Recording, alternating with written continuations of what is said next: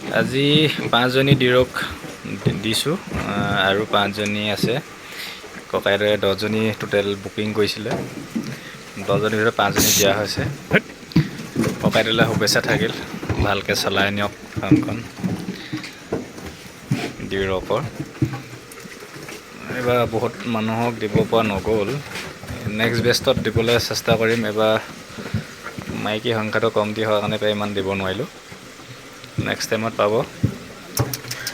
আৰু পোৱালিবিলাক 50 দিনৰ পোৱালি হয়। কেনেকুৱা হৈছে জনাব কমেণ্ট এটা কৰি। আৰু নেক্সট টাইমত যদি ডিৰক পুহিম বুলি ভাবিছে যোগাযোগত ৰাখিব। আচলতে চেনেলটো চাই থাকিলে হৈ গ'ল। চেনেলটোতে পাই থাকে, পূৰা আপডেট দি থকা হয়। পূৰা ডিৰকে আছে মোৰ। হেণ্ডছেটৰ কমটি আছে। Thank U.